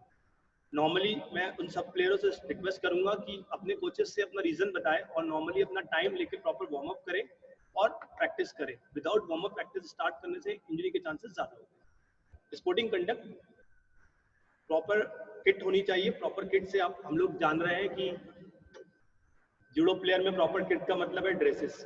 कई बार कुछ प्लेयर्स हमने कंपटीशन में देखा है अपने ड्रेसेस लेके नहीं आते, नॉर्मली दूसरे का ड्रेस यूज करते हैं, जिसकी वजह से उनको ज्यादा इंजरीज होने के चांसेस ज्यादा होता है, क्योंकि उनकी ग्रिपिंग प्रॉपर नहीं रहेगी। जो दूसरा प्लेयर होल्ड कर रहा है वो उनको ग्रिप नहीं कर पाएगा प्रॉपर। देन मेडिकल सुपरविजन, हर जहाँ भी कंपटीशन वेन्यू हो रहा है या प्रैक्टिस हो रही है वहाँ पे मेडिकल सुपरविजन बहुत इंपॉर्टेंट है। फटिग, थकान बहुत ज़्यादा हो जाए तो आपको बता देना है प्लेयरों को कि हमें थकान हो गई है। तो नॉर्मली बात है कि जब प्लेयर थक जाता है उसके बाद भी इंजरी के चांसेस बढ़ जाते हैं। कई बार हम प्रॉपर रेस्ट नहीं कर पाते हैं या हमारा प्रॉपर किसी भी कारणवश हमारी प्रॉपर रिकवरी नहीं हुई है जिसकी वजह से हम थक जाते हैं, तो प्रैक्टिस में इंजरी के चांसेस बढ़ जाते हैं। Rest is very important. जैसा कि आपने देखा है इस सेशंस में भी, अभी जो ऑनलाइन सेशंस भी चल रहे हैं इसमें भी कोचेस रेस्ट का ध्यान रख रहे हैं। जैसे संडे को ऑफ है, वेडनेसडे को ये लोग रेस्ट ले रहे हैं। नॉर्मली वेडनेसडे को या तो जूडो या तो क्लासेस रख रहे हैं ताकि आपको प्रॉपर रेस्ट मिल सके। Slip is very very important. आप देख रहे हैं कि नॉर्मली जब सोना भी बहुत इंपॉर्टेंट है, जितने घंटे बच्चों को सोना चाहिए उतना बहुत इंपॉर्टेंट रखता है हर प्लेयर के लिए। बिकॉज हम लोग कई बार देखते हैं बच्चे रात में पबजी खेल रहे होते हैं मोबाइल पे। सब लोग पबजी से वेल नोन होंगे क्योंकि पबजी बहुत आजकल कॉमन हो गया, और मैंने देखा है जूडो प्लेयर्स बहुत लाइक करते हैं पबजी को, तो वो रात में सोने की जगह पबजी ज्यादा खेलते हैं। प्रोटेक्टिव इक्विपमेंट भी ऑलरेडी डिस्कस। कॉमन सेंस की भी बहुत इंपॉर्टेंट है, जनरली हम लोग को यूज करना चाहिए। Cool down is also important. जैसे हमने देखा था वार्म अप इम्पोर्टेंट है, वैसे ही कूल डाउन इम्पोर्टेंट है। सेम हम लोग देखते हैं कि प्लेयर को पूरी प्रैक्टिस के बाद बहुत जल्दी होती है प्रैक्टिस से अपने ग्राउंड से अपने रूम पे जाने की, तो normally hardly request to all the players, आप इंजरी को बचा सकते हो प्रॉपर कूल डाउन करके, जिससे डोम्स नहीं होंगे, जिससे नॉर्मली इंजरी के चांसेस। कूल डाउन इसलिए इंपॉर्टेंस है क्योंकि आप जब कूल डाउन करते हो तो नॉर्मली आप दूसरे दिन के लिए अपनी बॉडी को प्रॉपर प्रिपेयर कर लेते हो। Proper clothing we already discuss. Environmental condition is also very important in prevention of injury. Because हम जब देखते हैं कि अगर हमें नॉर्मली हम कई कॉम्पिटिशन में जा रहे हैं या नॉर्मली हम प्रैक्टिस सेशन में हैं, तो अगर हम लोग ठंड के दिनों में हैं तो हमें गर्म कपड़े वियर करने हैं, अगर हम गर्मी के दिनों में हमें प्रॉपर क्लॉथ्स वियर करने हैं normally. That is very important for environmental condition. कई बार हम बारिश में, हम लोग जो प्रैक्टिस सेशन पे आते हैं तो हम देखते हैं कि बारिश में बच्चा गीला होके आ रहा है, तो नॉर्मली अगर आपको लग रहा है कि रेनी हो रही है तो प्रॉपर अपने साथ अम्ब्रेला या फिर अपने साथ नॉर्मली ट्रैक सूट जो आपको मिला हुआ है विंटर के लिए वो आप यूज करें। Dehydration is a very very big cause. Dehydration भी बहुत बड़ा कॉज है, इलेक्ट्रोलाइट इम्बैलेंस, और जिसकी वजह से सबसे ज्यादा इंजरीज हम लोग को देखते हैं। मतलब ना ट्रॉमा हुआ किसी प्लेयर को, ना उसने प्रॉपर कूल डाउन भी किया, प्रॉपर वार्म अप भी किया, लेकिन प्रॉपर इनटेक नहीं होने की वजह से भी, डिहाइड्रेशन की वजह से भी इंजरी के चांसेस ज्यादा है। हाउ टू असेस इंजरी, हम कैसे असेस करेंगे इंजरी को? टॉप प्लेयर से बात करके या अपने कलीग से बात करके, उसको ऑब्जर्व करके, हम उसको टच करके देखेंगे कि हमें लग रहा है कि नॉर्मल इंजरी ओपन नहीं है तो हम टच करके इन्फ्लेमेशन को देख सकते हैं कि वो हॉट तो नहीं है। एक्टिव मूवमेंट, हम उसको नॉर्मली देखते हैं कि उसको मूवमेंट करा के देखते हैं कि यू आर एक्टिवली, आप मूव कर पा रहे हो कि नहीं कर पा रहे हो। फिर हम देखते हैं पैसिवली, नॉर्मली हम अगर वो एक्टिव मूवमेंट नहीं कर पा रहा है तो हम पैसिव मूवमेंट करा के देखते हैं कि उसकी प्रॉपर मूवमेंट हो रहा है कि नहीं हो रहा है। देन स्किल टेस्ट, हमें लग रहा है कि उसने प्रॉपर आंसर किया है, ऑब्जर्व करने से प्रॉपर है, टचिंग में उसको कोई प्रॉब्लम नहीं है, एक्टिव मूवमेंट भी कर पा रहा है, पैसिव मूवमेंट भी कर पा रहा है, तो फिर हम कुछ स्किल टेस्ट करा के देखते हैं। जस्ट होपिंग, एक पैर पे जंप कराना, नॉर्मली रनिंग, छोटा सा स्प्रिंट लगा के देखते हैं। ये सब स्किल हम लोग नॉर्मली जज करने की कोशिश करते हैं कि इंजरी कैसे हो। Now the prevention of injury, हमने एंकल इंजरी देखी थी, हमने नी इंजरी देखी थी, हम लोगों ने बैक इंजरी देखा, शोल्डर इंजरी देखा। Now we are treatment, now the PRICE is coming, but मुझे लगता है अपने लेवल पे हमें राइस पे ज्यादा फोकस करना चाहिए, because rest ice compression elevation. What is rest? उस पर्टिकुलर पोर्शन, उस पर्टिकुलर जो इंजरी हुई है उसको हमें रेस्ट देना है प्रॉपर, हमें उस पर लोड नहीं डालना है। अगर आपको लग रहा है कि नॉर्मली कभी कभी ऐसा होता है कि नॉर्मली हमें चोट लगी है छोटी सी, हम उस पर ध्यान नहीं देते, उसको रेस्ट नहीं देते और कंटिन्यूसली प्लेयर प्रैक्टिस करता रहता है, तो इंजरी जो छोटी सी इंजरी थी कम ड्यूरेशन में ठीक हो सकती थी, वो और इंजरी बढ़ जाती है। नाउ इसीलिए हमें प्रॉपर उस एंकल को या उस नी को या कोई भी इंजरी पार्ट्स को हमें रेस्ट देना है। आइस की भी टेक्निक्स है। जनरली प्लेयर आइस लेता है और आइस लेके लगाने लगता है। No, you take the ice bag, you take some cotton. Direct ice नहीं लगाना है। कई बार आइस लगाने की वजह से आइस बर्न भी हो जाता है, और आपको हमेशा क्रश करके आइस लगाना है, क्योंकि आइसिंग नॉर्मली अगर आप नॉर्मली कोई जॉइंट पे आइस लगा रहे हैं तो आप देखते हैं जो सुपरफिशियल या उभरा हुआ पोर्शन होता है आइस उसी पे जाके लगता है, पूरे पोर्शन पे आइस नहीं लगता है। तो आप ध्यान दीजिए, आइस को हमेशा क्रश करके आपको आइस लगाना है। Compression is also very important, क्योंकि स्वेलिंग तेजी से बढ़ता है, तो उसको क्रैप बैंडेज से आपको कंप्रेस करना है प्रॉपर्ली। कंप्रेशन हमेशा नीचे की तरफ से ऊपर की तरफ करना है। एलिवेशन आपको उस पर्टिकुलर एंकल को या नी को अबोव द हार्ट लेवल उठा लिफ्ट करके रखना है, ताकि उसमें ब्लड सर्कुलेशन कम हो और आपकी स्वेलिंग कम आए। That is our rice management, जो कि बहुत बहुत इंपॉर्टेंट है। हर प्लेयर को हमें इस पर ध्यान देने की आवश्यकता है। ट्रीटमेंट ऑफ स्पोर्ट्स इंजरी, हम ट्रीटमेंट पे देखें तो some time it's not surgical. जरूरी नहीं होता कि हर इंजरी में आपको सर्जरी रिक्वायर्ड हो। Then some time it surgery is required. कुछ ऐसी इंजरीज होती है जिसमें सर्जरी रिक्वायर्ड है। And some time physiotherapy and rehabilitation. हम लोग देखते हैं कि नॉर्मली फिजियोथेरेपी से, जैसे फिजियोथेरेपी में हम लोग यूज करते हैं electrotherapy, ice therapy, hydrotherapy. Normally जो हमारी थेरेपीज होती है उससे हम प्लेयर को जल्दी से जल्दी रिकवरी करने की कोशिश करते हैं प्रॉपर रिहेबिलिटेशन से।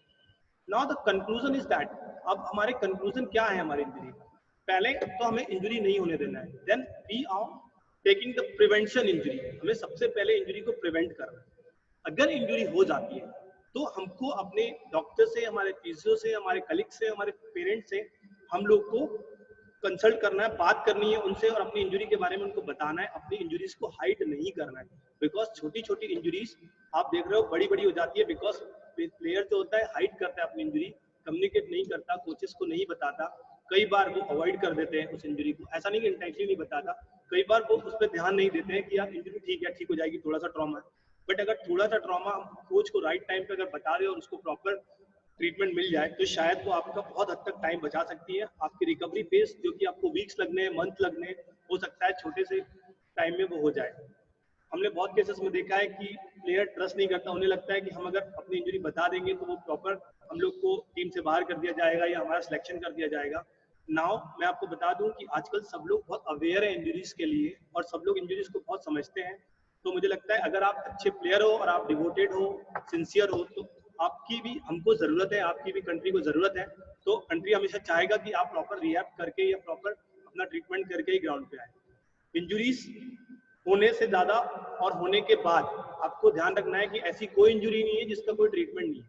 100% इंजरी क्यूरेबल है, लेकिन अगर हम जितनी जल्दी इंजरी से कंसर्न होंगे, जितना जल्दी हम प्लेयर को बताएंगे और जितना अपने कलीग्स तो डॉक्टर के पास हम प्रॉपर राइट टाइम पे ट्रीटमेंट लेने जाएंगे, प्रॉपर फर्स्ट एड करेंगे, उस इंजरी के चांसेस जो मंथ जो होने हैं वो काफी कम हो जाएंगे, काफी लेस हो जाएंगे।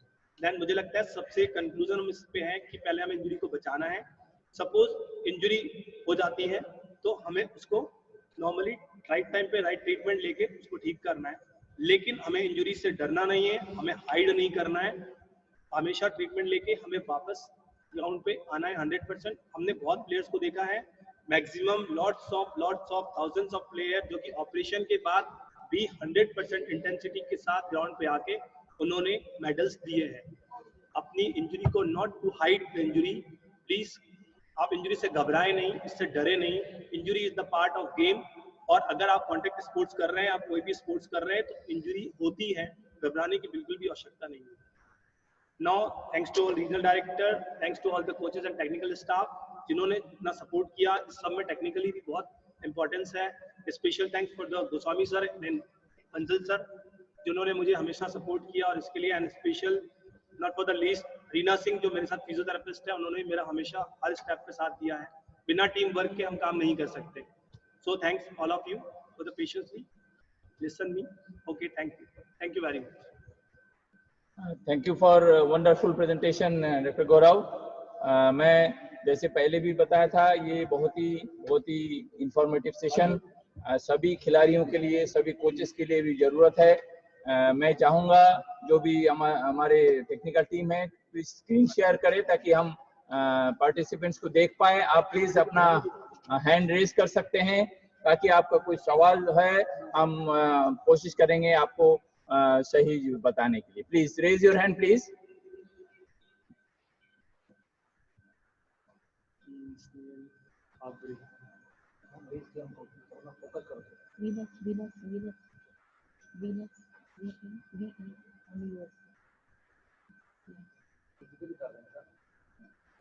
कोशिश करेंगे आपके सबके आंसर देने के लिए।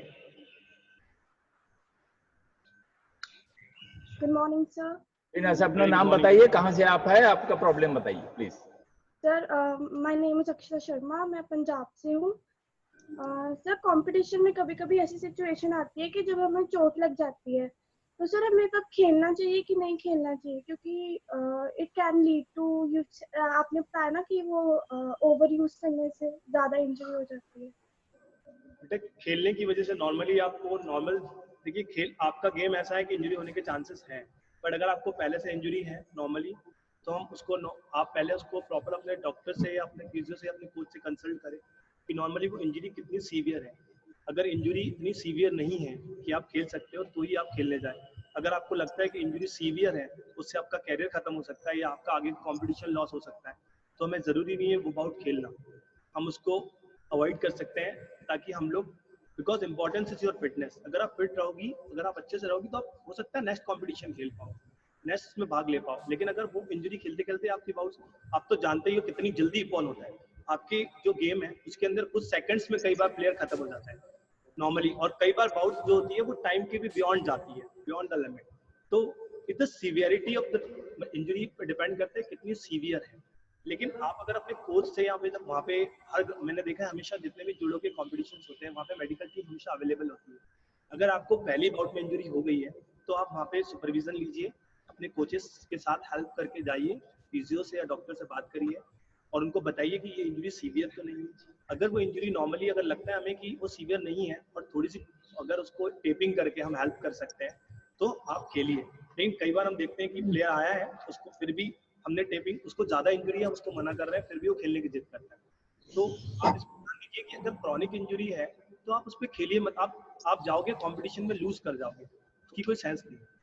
तो नॉर्मली अगर आपको ड्यूरिंग कॉम्पिटिशन आपको कोई इंजरी होती है, अगर वो थोड़ी सी है, तो with the help of taping आप खेल सकती हो। लेकिन अगर आपको ज्यादा इंजरी है, तो जस्ट लीव द बाउट, आप उसको छोड़ के अगले कॉम्पिटिशन की तैयारी करें और अपना मॉरल ना वीक करें।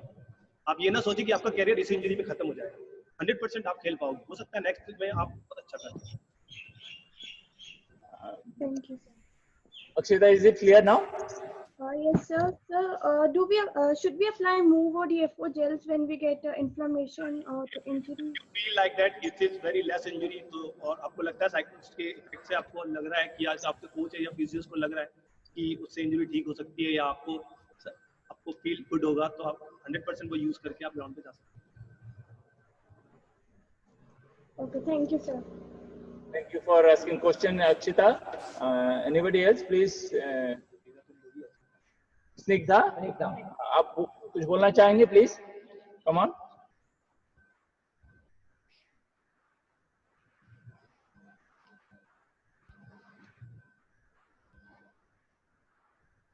हाँ बोलो बेटा। बोलिए प्लीज, आपकी आवाज नहीं आ रही।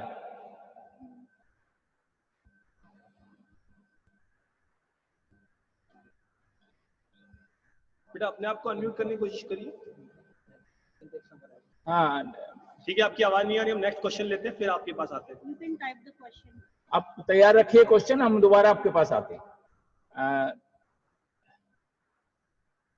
सतनाम आप कुछ कहना चाह रहे हैं? सतनाम को प्लीज दिखाइए, फ्रॉम पटियाला।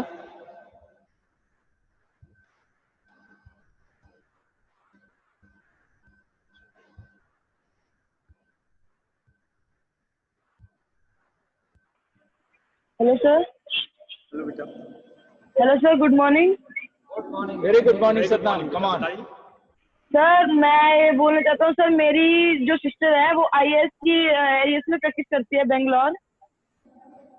तो वहाँ सर उसकी सर जो 2018 की नेशनल थी ना सर, वहाँ ना उसके अंडर आर्म्स में क्लॉट हो गया था सर। तो उसने सर आईएएस में बताया नहीं सर, उसकी इंजरी सर धीरे धीरे बढ़ती गई, तो अंदर ना क्लॉट बहुत बढ़ गया था, तो सर नेशनल खेलने के बाद उसका मतलब कि वहां गई और वहां पे सर वहां वो कहते कि अब तो इसकी सर्जरी होगी सर। उसके बाद सर उसकी इंजरी बढ़ती गई, उसके बाद उसके एंकल में इंजरी होगी सर,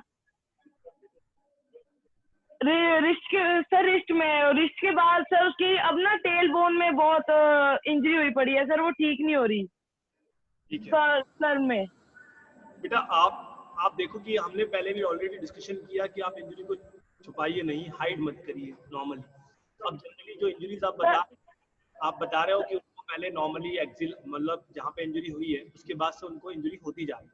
वाई एक्चुअली इसका कारण ये भी हो सकता है कि वो अपनी इंजरी को बचा रही हो। नॉर्मली उनको जहाँ पेन होता है उस पेन को वो बचाने के साथ दूसरे जॉइंट्स पे एफर्ट्स लगा रही हो। तो सर वो जब प्रैक्टिस कर रही थी ना तो प्लेयर उसकी टेल बोन पे गिर गया, तो सर उसके बैकबोन में बहुत दर्द होने लग गया था। हाँ, तो नॉर्मली बेटा आप नॉर्मली हम देख रहे हैं कि इसको हम लोग जो आप देख रहे हो कॉक्सिडिनिया कई बार हो जाता है, टेल बोन पे होने की वजह से उसको कॉक्सिडिनिया कहते हैं। Generally it's the part of game, इसमें घबराने की आवश्यकता नहीं है। उसको बोलिए कि वो प्रॉपर डॉक्टर के पास जाए, प्रॉपर कंसल्टेंसी करे, अपना पूरा एग्जामिनेशन कराए, 100% इट विल बी रिकवर्ड। और प्रॉपर एग्जामिनेशन से उनको बताया जाएगा कि जनरली उनको इंजरीज बार बार हर जगह पे क्यों हो रही है। और मुझे ऐसा लगता है उसका विटामिन डी भी डॉक्टर्स के पास गई थी वो बॉम्बे, तो उन्होंने कहा कि उसका विटामिन डी भी बहुत कम है। बिल्कुल एब्सोल्युटली, वो भी एक चांसेस होते हैं इंजरी के। लेकिन आप जो जॉइंट्स के कह रहे हैं, आपका कहना है जो नॉर्मली जो ट्रॉमेटिक आपने अभी तक आपने ट्रॉमेटिक बताया है। विटामिन डी से हम देखते हैं ओवर यूजेस, विटामिन डी का भी डिफिशियंसी है तो उसमें हम जनरली मस्कुलर पेन हम बहुत ज्यादा देखते हैं कि इस मसल में पेन हो रहा है, थोड़ा सा मसल में पेन हो रहा है। लेकिन आपने जो हमें बताया वो ट्रॉमेटिक इंजरीज बताई है, जैसे एंकल स्प्रेन या रिस्ट स्प्रेन हो गया।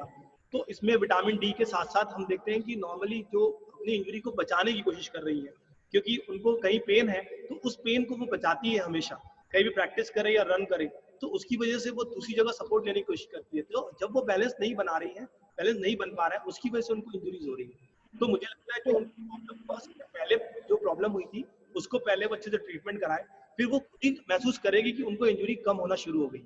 अगर वो अपना प्रॉपर चेक कराएंगी तो 100% श्योर दैट कि वो इंजरी कम होती जाएगी और शी इज फिजिकली, और उसके बाद आप देखोगे कि अब इंजरी हो ही नहीं रही। Okay sir, chances for the recovery. Thank you sir. Proper investigation is important. Satnam भाई, बहुत अच्छी बात है, आप आपके फ्रेंड के लिए बहुत ही कंसर्न है, आपके चेहरे से लग रहा है। डोंट वरी, जैसे डॉक्टर साहब ने बताया, टाइमली दिखाए, एक्सपर्ट दिखाए, कंटिन्यू चेकअप कर। सर मेरी सिस्टर है वो। Yes sister okay you just try to convince her. आप उनको समझाइए कि कोई ऐसी बात नहीं है, जरूर ठीक हो जाएंगे। कंटिन्यू प्रोसेस में रहे, फॉलो अप करते रहे अपना। सर उसको 1 ईयर हो गया इंजरी में। आप उसको प्रॉपर एग्जामिन कराइए। Okay sir. ऐसे तो सालों लग सकते हैं, लेकिन अगर आप उसको प्रॉपर ट्रीटमेंट कराएंगे तो नॉर्मली जल्दी रिकवर करने लगेंगे। Thank you Satnam for your concern. हम आगे दूसरे पार्टिसिपेंट्स को चलते हैं। Thank you sir. Thank you Devansh, आप प्लीज अपना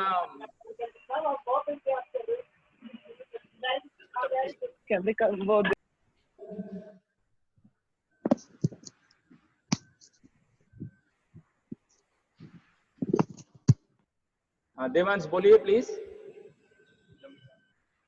आप सहारनपुर यूपी से हैं, बताइए बेटा। बोलो दिव्यांश, बोलने को बोलिए बेटा। आपको कोई समस्या है, कोई कुछ पूछना है डॉक्टर साहब से? बोलिए। नेक्स्ट क्वेश्चन लीजिए प्लीज।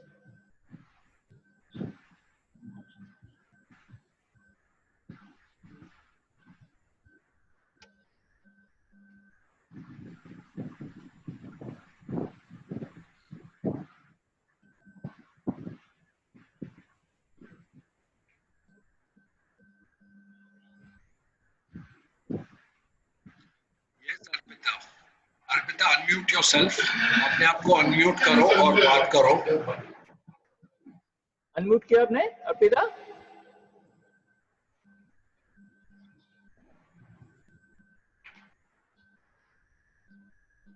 अनम्यूट करिए, अपने आप को अनम्यूट करिए पहले। Hello. Yes. Good morning, sir. Very good morning, बेटा बताओ। Sir, I had an injury 2 years past at my shoulder blade. So I get pain now also. What can I do? Last 2 years you have the pain. Yes, sir, 2 years past. Yes, continuously you feel the pain in your shoulder joint. Yes, sir. Okay. आपकी जब injury हुई थी तो क्या आपने doctor से consult किया था उस टाइम? Yes, ma'am. इन्वेस्टिगेशंस भी हुए हैं आपके? क्या मैम? आपका कुछ जांच वगैरह हुआ, एक्सरे या फिर? Yes, मैम, एक्सरे हुआ था। क्या वो नॉर्मल था? Yes, मैम, ठीक था सब कुछ। ठीक है, इट वाज नॉर्मल। तो मुझे लगता है कि आपने मे भी नहीं लिया होगा उस टाइम, या फिर अगर आपने लिया भी है, आपकी शोल्डर स्ट्रेंथनिंग एक्सरसाइजेस होती है, फिर आपने नहीं लिया होगा तो कंटिन्यू और अगर आप रिहैब के साथ जाएंगे शोल्डर एक्सरसाइजेस के साथ तो पेन है वो चला जाएगा। तो आप किसी फिजियो से या डॉक्टर से कंसल्ट कर लें और उसके हिसाब से आप एक्सरसाइजेस स्टार्ट आउट करें तो आपका जो है प्रॉब्लम जो है वो सॉर्ट आउट हो जाएगा। और ऐसा मुझे नहीं लगता कि कितना बड़ा कुछ मैटर है। Thank you ma'am.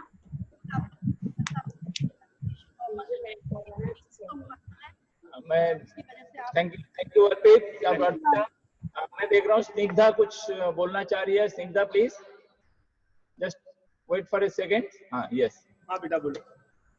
Good morning, sir. Good morning बेटा बताओ। Sir, now can you hear me? Yes, yes. Sir, if a player gets fracture or dislocation in the bone, so what is the minimum time he or she should take rest? Depend on the severity of the injury and depend on the joints.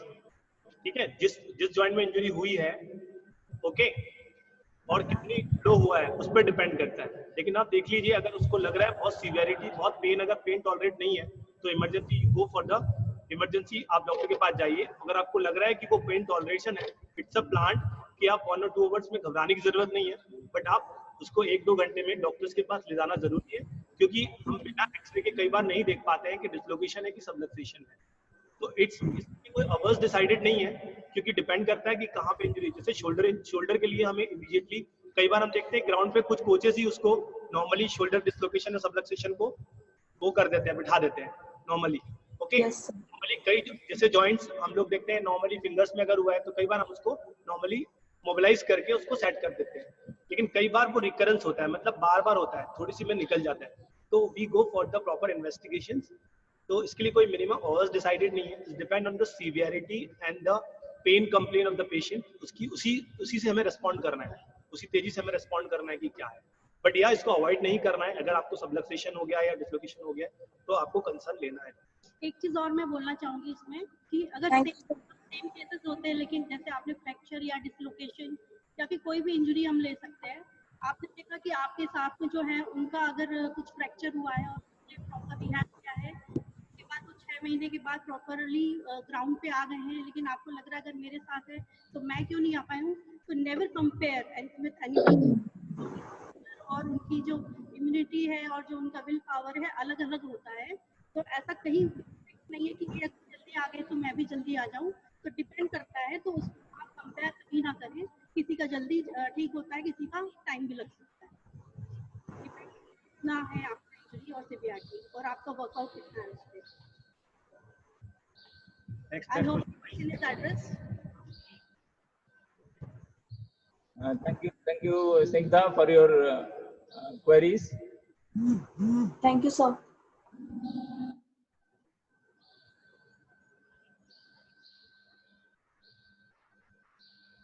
Just Mr. Arivali R from Tamil Nadu, we are saying regularly that a lot of young players are practicing with you. if you have any question for your players, you can just raise. आपको unmute कीजिए please. Please unmute yourself. Good morning, sir. Good morning. Sir, the class is very nice, sir. Thank you. And my students is all of you enjoyment in class. Very good. You have no problem? Sir? Any queries? And you have no problem with the players? No, no problem, sir. Good, Fine, good. fine. Very Keep on good. and all the best. Keep going like that only. Thank you, sir.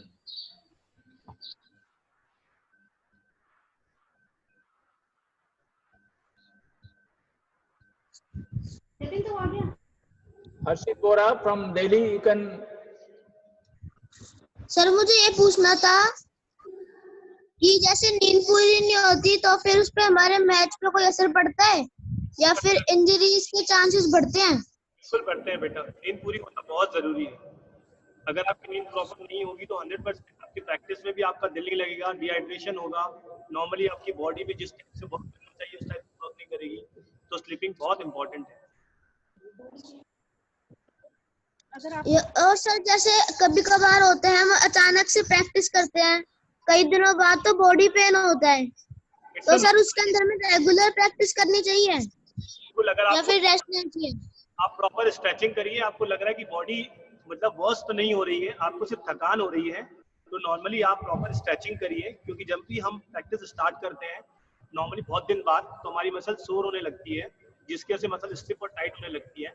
तो जैसे कि आपने level 2 sessions थोड़े से high लिए, तो third session थोड़ा सा लो लीजिए और प्रॉपर आफ्टर दैट आप जब भी स्टार्ट करते हैं बहुत दिनों बाद तो प्रॉपर स्ट्रेचिंग करिए, तो आपके जो डोम्स है वो नहीं होंगे और नॉर्मली अगर प्रॉपर स्ट्रेचिंग से आपको सोरनेस भी नहीं आएगी और फिर आप प्रैक्टिस कंटिन्यूअसली कर पाएंगे। Okay, thank you sir. Very good question बेटा, thank you.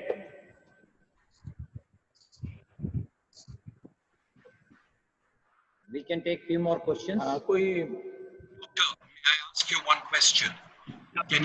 Can you throw some light on active rest, doctor? I think that's most important for most sports persons. Can you just explain to the children what is active rest and why is it so important? Thank you. Okay, Dina ma'am will take the answer. Very good question, sir. Thank you for asking such question. Active rest basically ये होता है कि अगर आपको कुछ major injuries होती है तो आपको यूजुअली बोला जाता है कि आप रेस्ट पे चले जाएं। जैसे लाइक अगर आपका नी इंजरी हुआ, ACL इंजरी हुआ, तो प्लेयर यूजुअली क्या करते हैं कि पूरा कंप्लीट रेस्ट पे चले जाते हैं, कुछ भी एक्टिविटीज नहीं करते हैं। लेकिन अगर आपका राइट नी अगर इंजर्ड है तो ऐसा नहीं कि आपको बैठना है, आप अगर ग्राउंड पे जा सकते हैं, जब आप उस लायक हो जाते हैं तो आप दूसरी एक्सरसाइजेस कर सकते हैं, लाइक आपके शोल्डर की एक्सरसाइजेस कर सकते हैं, स्ट्रेंथनिंग कर सकते हैं, बैक एक्सरसाइजेस कर सकते हैं, बैठ के कर सकते हैं। तो एक्टिव रेस्ट मतलब ये होता है कि अगर आप रेस्ट पे हैं किसी पर्टिकुलर इंजरी के बिहाफ में, तो आप रेस्ट पे प्रॉपर उस पर्टिकुलर पार्ट के लिए तो आप रेस्ट पे हैं, लेकिन आपके जो दूसरी बॉडी पार्ट्स हैं उसको आप स्ट्रेंथनिंग और या फिर एक्टिव रख रहे हैं थ्रू सम एक्सरसाइजेस, जो कि आपके यूजुअली जो फिजियोज वगैरह है वो आपको बता सकते हैं, उनसे आप कंसल्ट करिए। हाँ, वेरी गुड क्वेश्चन सर। मैं इसमें और थोड़ा सा ऐड कर देता हूँ। नॉर्मली सारे प्लेयर्स सुन रहे हैं active rest, it's a very very important. Sports person में कहीं भी रेस्ट नहीं होता, हमेशा एक्टिव रेस्ट होता है। एक्टिव रेस्ट का मतलब होता है जिस पार्ट में आपको इंजरी है उसी पार्ट को रेस्ट देना, बाकी पार्ट्स को एक्टिव रखना। ओके, तो नॉर्मली हम लोग को अगर शोल्डर इंजरी है तो हमें lower body exercises just like cycling और नॉर्मली हैमस्ट्रिंग, क्वाड्रिसेप्स हमेशा स्ट्रेंथनिंग करनी चाहिए। अगर अपर बॉडी में अगर इंजरी है तो हमें लेग्स का वर्कआउट करना चाहिए, जिसको कहते हैं नॉर्मली एक्टिव रेस्ट। जिस पार्ट में इंजरी हुई है उसी पार्ट को रेस्ट देना, बाकी सारे पार्ट्स को मोबाइल रखना और नॉर्मली उसको एक्टिव रखना, ताकि आप एक्टिव रेस्ट करेंगे तो जिस इंटेंसिटी से आप ग्राउंड पे आना चाहते हैं आफ्टर इंजरी, उसमें बहुत जल्दी आप ग्राउंड पे आ सकते हैं, आप अनफिट नहीं होंगे। That is very very important topic और बहुत इंपॉर्टेंट क्वेश्चन था सर का, जो बहुत जरूरी है हर प्लेयर के लिए। और मैं आपको बता दूं, प्लेयर के लिए कभी भी रेस्ट नहीं होता। अगर उसको फीवरिश नहीं है, उसको बहुत बड़ी इंजरी नहीं है, बैक इंजरी नहीं है, उसको रेस्ट लेने की जरूरत नहीं है, तो उसको रेस्ट नहीं लेना चाहिए, उसको एक्टिव रेस्ट ही लेना चाहिए हर प्लेयर को। Thank you sir.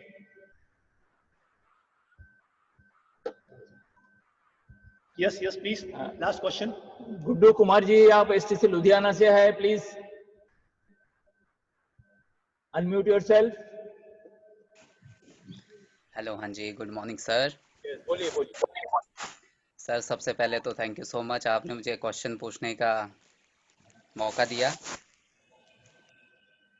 हाँ सर, मेरा जो लिगामेंट्स है MCL, हाँ जी, वो स्प्रेन हो गया सर। ये कोई 5-6 महीनों से मुझे यही प्रॉब्लम है। तो मैंने इसका जो MRI करवाया है उसमें आया कि ग्रेड 1 की इंजरी।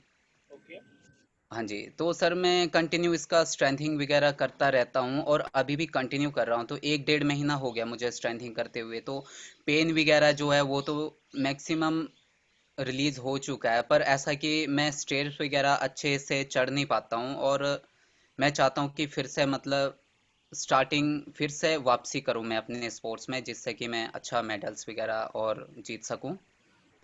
आपको 6 महीने पहले इंजरी हुई थी, राइट? हाँ जी सर, 6 महीने पहले तो हुई थी, पर उस टाइम थोड़ा सा अनदेखी करके मेरा थोड़ा सा और ज्यादा बढ़ गया। अभी तो MRI कितने दिन पहले कराई है आपने? MRI सर मैंने अभी 2-3 महीने पहले करवाई थी। अच्छा, ये 6 मंथ बिफोर ही है कि उसके पहले भी इसके कभी आपको स्ट्रेन हुआ है इसी पैर में?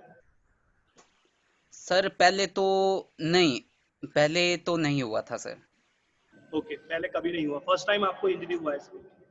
फर्स्ट टाइम हुआ सर, पर मैं उसके बाद थोड़ा मतलब जैसे मैं 100% वर्क करता था तो उसका मैं कोई 40% करना स्टार्ट कर दिया, कम यूज करना स्टार्ट कर दिया उसका, पर रेगुलर स्टार्ट किया, मैंने रेगुलर किया है। एक्चुअली प्रॉब्लम यही है कि आपने क्या किया, उसको इंजरी होने के बाद भी उसमें ऑलरेडी वर्कआउट करते रहे, आपने उसको इन्वेस्टिगेट राइट टाइम पे नहीं किया। तो नॉर्मली जो स्ट्रेन के आजू बाजू की जो मसल्स है वो थोड़ा सा और ऊपर का मसल ग्रुप है थोड़ा सा और टाइट हो गया, जिसकी वजह से रिकवरी को टाइम लग रहा है।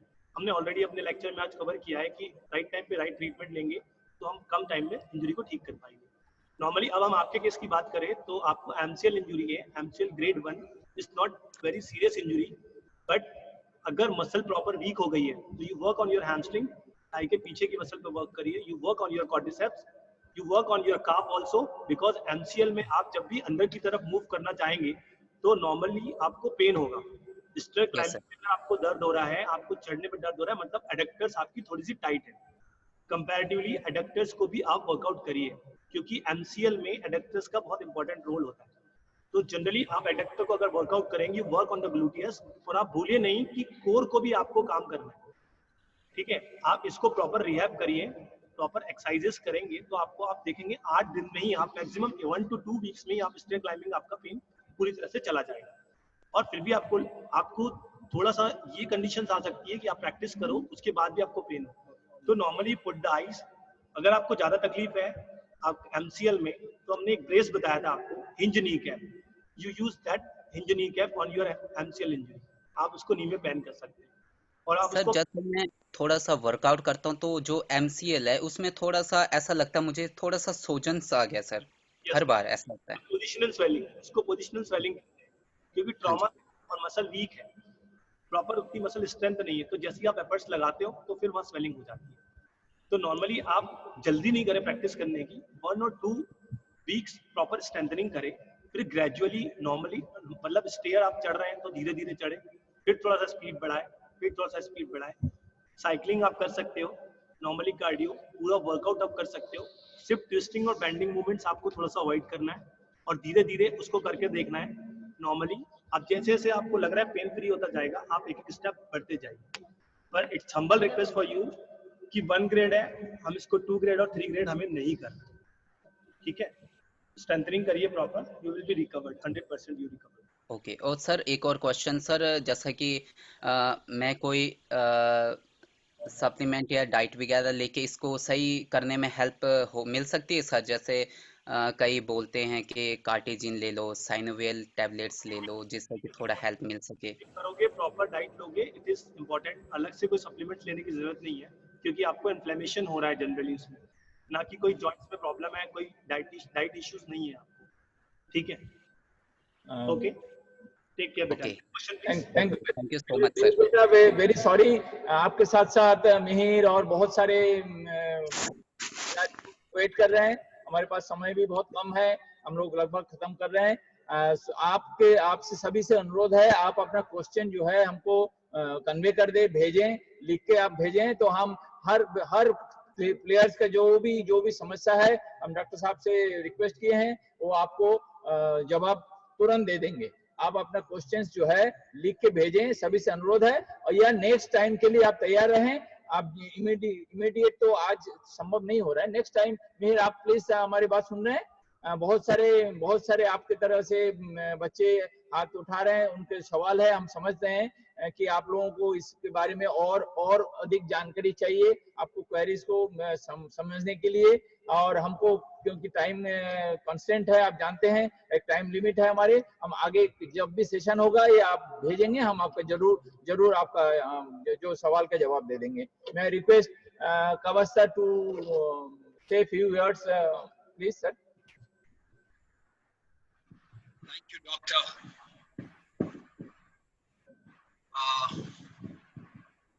You were so patient. You heard each and every child so patiently and so kindly. That itself is very, very helpful for the child, and that itself cures most of the people. You heard them so kindly. Children, I would like to tell you that our founder of judo, Professor Kano, उन्होंने कई तरह की practice आपको दिखाई है, उचिकोमी, रांदुरी, शियाई। अगर आपकी injury बहुत बड़ी होती है, बहुत गहरी इंजरी है, if you are suffering from a very bad injury, please avoid contest. Please, शियाई नहीं, रांदुरी maybe, but there is such a thing as promise randuri. Promise कि आप अपने पार्टनर को प्रॉमिस करो कि मैं ये नहीं करूंगा और आप वो नहीं करोगे। वो प्रॉमिस रंदुरी में भी आप अपनी इंजरी का ख्याल रख सकते हैं। उसके बाद अगर आप पार्टनर के साथ नहीं कर सकते हो तो खुद आप उचिकोमी कर सकते हो, शैडो प्रैक्टिस कर सकते हो। बच्चों, अगर शैडो प्रैक्टिस भी नहीं कर सकते हो तो you can look and learn. Mitori Renshu. Don't give up your practice. You have to, if you can go to the class, please go. Look and learn. So there are so many ways of learning, even if you're injured. कितने अलग-अलग तरीके के हैं ज्ञान पाने के लिए। और जैसे डॉक्टर ने कहा, please work around your injury. I'll tell you a story. मेरा एक स्टूडेंट था, दर्शन Kulkarni, 90 kilos, 16 years old, very strong boy. And ICSE exam, जैसे CBSE होता है, उसके दूसरे दिन वो आया क्लास में और इतना अच्छा फाइट कर रहा था उस दिन। सिर्फ 16 साल का लड़का था, 90 kilos, और एक दूसरा लड़का आया उसके साथ खेलने के लिए, Dharmesh. He was about 78 kilos, but he was 19 years old. Dharmesh ने तानी ओतोशी लगाई और उसको दोनों नीचे के टिबिया और फिबुला दोनों बोन्स टूट गए, पैर के क्लीन टूट गए, टैक, आवाज भी आया। मुझे उस समय इतना शॉक लगा कि ये क्या हो गया। हम हॉस्पिटल में गए और वो बोन्स डॉक्टर ने कहा बैठ गए हैं, डॉक्टर ने बिठाए और लकीली वैसे ही बैठ गए। तो डॉक्टर ने प्लास्टर चढ़ा दिया और 5-6 घंटे के बाद मैं उसको घर ले गया, दर्शन को। और I was very sad. His parents were very positive and he was also positive. So then I said, okay, Darshan, your leg is injured, but we'll make your upper body very strong and let us aim for the August National. और ये injury हुई थी अप्रैल महीने में। अगस्त महीना आया, nationals में दर्शन को ब्रॉन्ज मेडल मिला। तो अगर कुछ भी होता है, घबराने की कोई वजह नहीं है। जैसे डॉक्टर साहब ने कहा, पहले वेरी क्विकली, तुरंत डॉक्टर के पास जाइए, फिजियो के पास जाइए, रिहैबिलिटेट करवाइए। लेकिन अगर आपका डॉक्टर बोलता है कि भाई पूरा रेस्ट लो, 2 हफ्ते के लिए सो जाओ, आप तुरंत डॉक्टर बदल लो, नहीं तो पहले डॉक्टर को बोलो कि doctor I am a sportsman, I can not sleep unless it's a big spine injury, I can not sleep in my bed. क्यों? क्योंकि अगर आप सोते रहोगे तो बॉडी का हर मसल वीक हो जाएगा और आपको वापस आने का बहुत मुश्किल होगा। Either change your doctor और उसको समझाओ कि doctor I am a sportsman, I need proper advice. All the best, children. Don't ignore your injury. Don't ignore your injury. But don't miss a single day's practice. Today, you have the TV. You can look at all the fighters fighting. You can see the fights. You can see technique on your phone. So if you're injured, keep your mind working. Thank you very much, doctor. Thank you for this lovely session.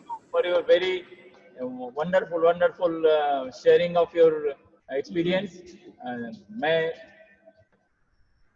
दोबारा हमारे doctor गौरव और doctor Reena को मैं धन्यवाद देता हूं कि आपने बहुत अच्छा सेशन लिया है और हम उम्मीद करेंगे हम फिर जल्दी वीडियो सेशन में सभी से मिलेंगे। मैं request mister Yashpal Solanki for sum up the session. Thank you very much, sir. Lots of questions. We request you again you can send your questions in our social media, on our social media platforms, on WhatsApp or Facebook. We try to solve your queries जितना भी हो सकता है. In fact, we suggest you to further take suggestion और आप अपने जो local आपके पास doctors और physios हैं, आप उनसे मिल सकते हैं and your coaches can guide you in a better manner. हमने आपको शुरुआत में बताया कि we recently concluded our coaches session, coaches education program. It was very refreshing for all of us और हम सब ने इसको बहुत अच्छे से as a coaches we attended all the sessions. हमने काफी अच्छे से information ली है, आपने भी आज बहुत अच्छे से information ली है. Now we can mutually take benefit out of it. Thank you very much each and everyone for participating and listening very patiently. We thank you again and request you to please join tomorrow for a physical session. आज का session education था, but ये mental और आपका physical ये दोनों मिलकर ही आपको एक अच्छा एथलीट चैंपियन बनाते हैं। तो इन्फॉर्मेशन लीजिए, उसको वर्क में लाइए, इन्फॉर्मेशन लीजिए, उसको एक अपने रेगुलर प्रोग्राम में लेके आइए। That is important for all of us. Thank you very much for joining. Will see you tomorrow again at the same time 7 o'clock. Thank you very much.